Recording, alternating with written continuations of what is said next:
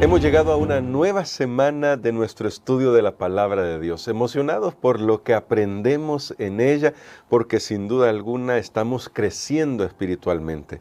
En la semana pasada nos dedicamos a estudiar sobre el tema del sacrificio y ya ahí comenzamos a ver una vislumbre del trono de Dios. Esta semana vamos a tomarnos más tiempo para hablar sobre el trono de Dios. Y el tema de la semana será Fundamentos de la Profecía. Me llamó mucho la atención este título para luego encontrarme que íbamos a hablar sobre el trono de Dios. Pastor Dani Perla, uno piensa cuando habla de Fundamentos de las Profecías en esas teorías que nosotros le hemos dado nombre, decimos, el principio historicista, el día por año y todo, y uno piensa que ahí va a ir en el tema del fundamento. Bueno, realmente creo que esta lección está ayudándonos a entender los grandes principios de la palabra de Dios relacionados con la profecía. Y el fundamento de la profecía tiene que ver con el plan de redención. Amén. Porque si no hay plan de redención, entonces no hay profecía. Sí. Entonces notemos qué interesante. La lección de esta semana nos lleva de regreso al plan de redención, donde Dios está haciendo una obra maravillosa. Bueno, y vamos a descubrir muchas cosas interesantes esta semana que probablemente no las habíamos visto desde esa perspectiva, pero la senda de los justos es como la luz de la aurora que va en aumento hasta que el día es perfecto. Amén. Por eso vamos a orar pidiendo la dirección de nuestro Dios. Te damos gracias, Padre, por tu palabra que ilumina nuestro sendero. Estamos muy agradecidos porque cada día podemos aprender un poco más y esta semana estoy seguro que nos vamos a enriquecer de esos tesoros maravillosos que tú tienes para nosotros. Ilumínanos con tu Espíritu Santo, lo pedimos en el nombre de Jesús. Amén. Amén. Para el día de hoy, Pastor Dani Perla, tenemos el tema Aquí estoy, envíame a mí. Creo que casi todo el mundo que ha leído alguna vez su Biblia sabe estas palabras porque son muy famosas, son muy conocidas y son del profeta Isaías. Pero antes de llegar ahí, quizás a esta expresión, me gustaría que nos ayudara de nuevo a ver este entorno en el que sucede esa visión de Isaías, para luego descubrir qué es lo que está pasando en el propio Isaías, porque lo que dejamos la semana pasada, porque tocamos un poquito la visión de Isaías 6, es que cuando Isaías se da cuenta de la santidad de Dios, se reconoce que no hay nada bueno en él y que él es un pecador y lo que merece es morir.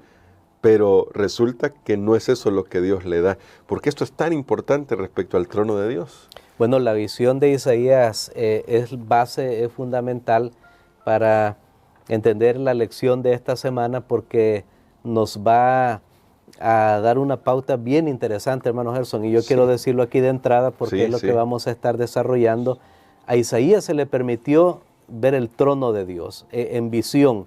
Él ve algo que nosotros no podemos ver, no podemos con nuestra mente ni siquiera imaginar cómo es.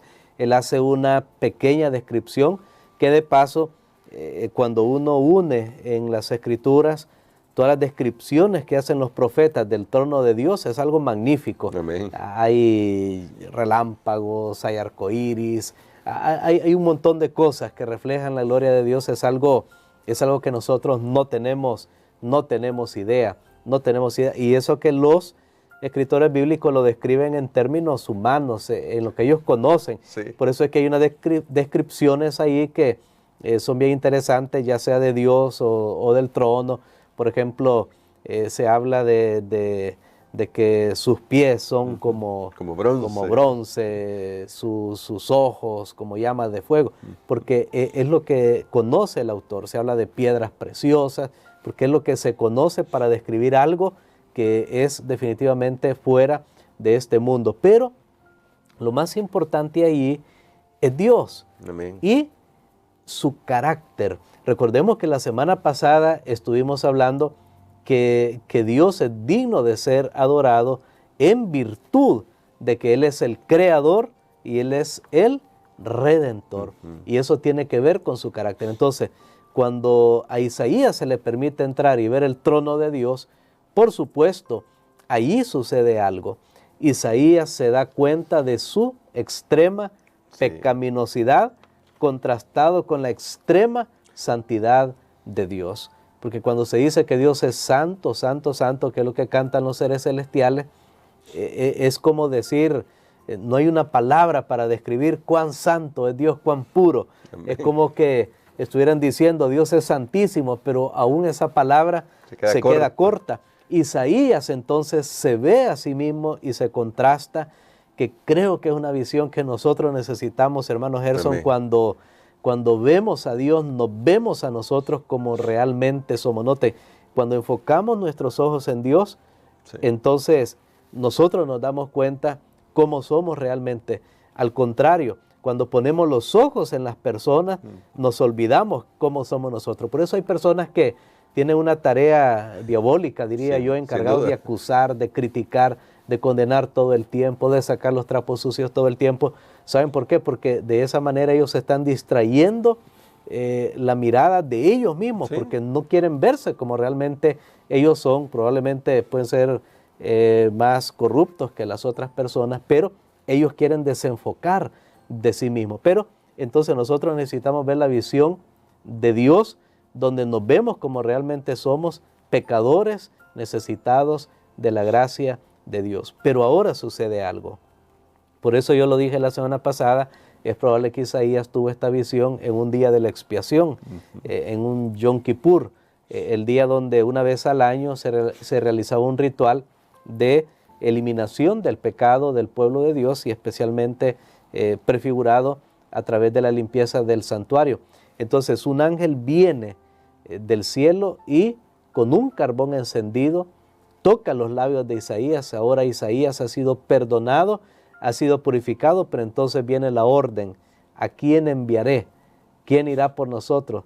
Isaías responde: heme aquí, envíame a mí. Amén. Así que la tesis, por decirlo de esta manera, el argumento principal, la idea central de la lección de esta semana es que cuando vemos el trono de Dios, nosotros vemos su carácter de amor, de justicia, de perdón, y somos habilitados para poder compartir con otros ese carácter de amor. Amén.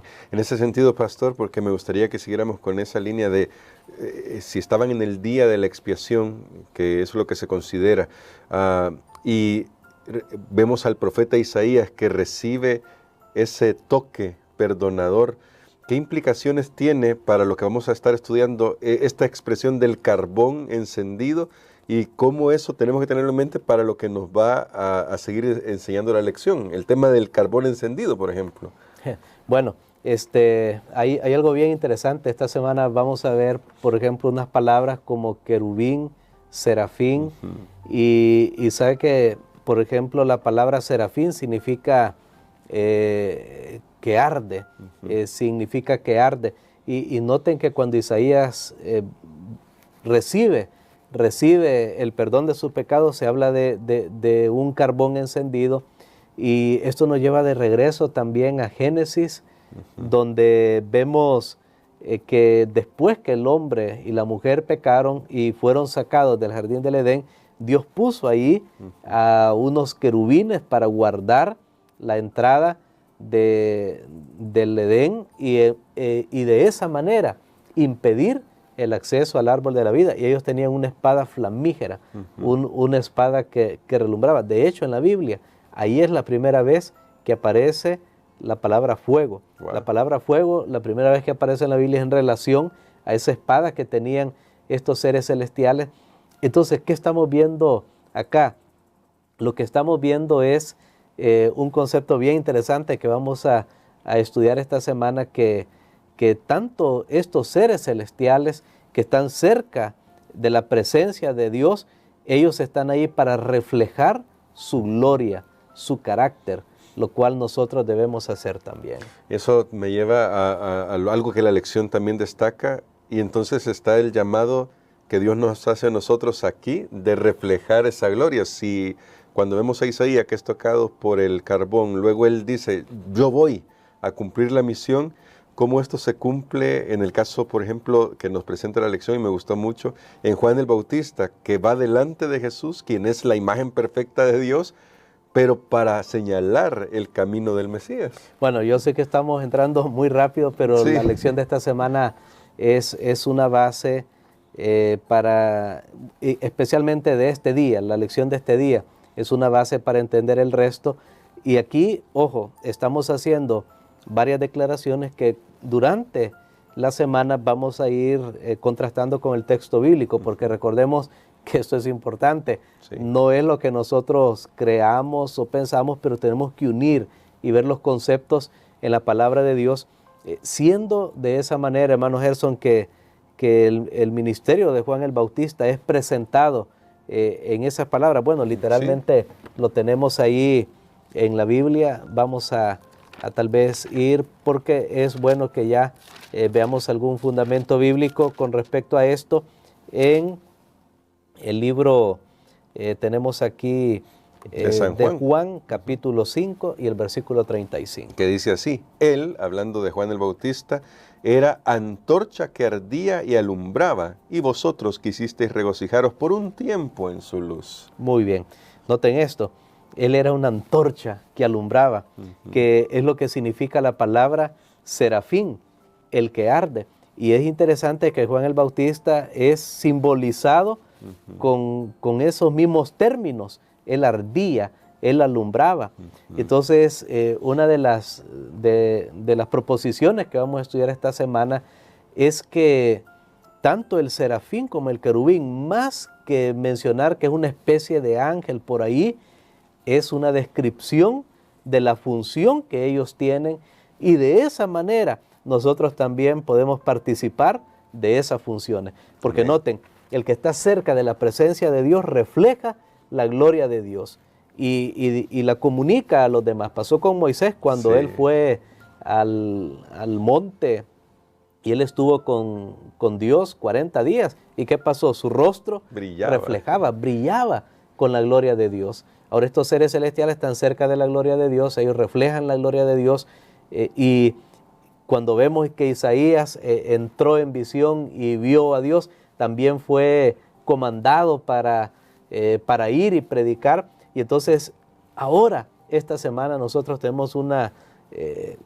comisión tremenda, hermano Gerson. Si nosotros pertenecemos a Dios, si somos redimidos por Él, nosotros vamos a tener que ir y compartir. Miren, la lección de esta semana tiene una cierta complejidad, pero yo creo que lo más importante va a ser entender esto, que si tú y yo hemos estado en la presencia de Dios, tenemos una misión: ir y contar a otros acerca de Dios, de su carácter de amor y de justicia. ¿Quién más apto para contar acerca de un Dios de amor y de justicia que un pecador que ha sido restaurado? Amén. Así que no olvidemos eso. Tristemente, y tengo que decirlo, en las estadísticas en nuestra iglesia, usted lo puede ver en su iglesia local, son muy pocas las personas que activamente están compartiendo el mensaje, están predicando a otros, están llevando a otros. ¿Por qué? Porque no hemos tenido ese encuentro con Dios. Cuando tenemos ese encuentro con Dios, vamos a compartirlo con otras personas. No olvide que ese también es otro aspecto fundamental de la lección de esta semana, y si no entendemos mucho algunas otras cosas, porque todo pues va en aumento, pero lo que sí es importante es que nosotros también cumplamos nuestra función y nuestro deber, la misión para la cual Dios nos ha llamado. Amén. Recuerda que estamos llamados acá para reflejar el carácter de Dios. Así fue creado el ser humano al principio, a imagen y semejanza de Dios, y aunque el pecado desdibujó esa imagen, Dios todavía tiene un trabajo para nosotros, una misión para nosotros. Me gustaría entonces, pastor, que orara por nosotros por eso, para que hoy podamos decir al Señor que nos ayude a tener la experiencia de Isaías, volvernos a Él de todo corazón, para poder reflejar su carácter de amor. Amén. Padre, gracias te damos, Señor, por tu bendición al estudiar esta lección, porque nos vemos como realmente somos y tenemos una vislumbre de cómo realmente eres tú y cuál es la misión que tenemos, Señor. Te damos gracias, Padre, porque aunque somos seres humanos, pecadores, podemos ser perdonados y purificados, podemos ser admitidos por la fe en las cortes celestiales y podemos anunciar a otros cuán grande Dios hemos encontrado en ti, Señor. Ayúdanos para cumplir nuestra misión sin fallar. Lo pedimos en el nombre de Jesús. Amén.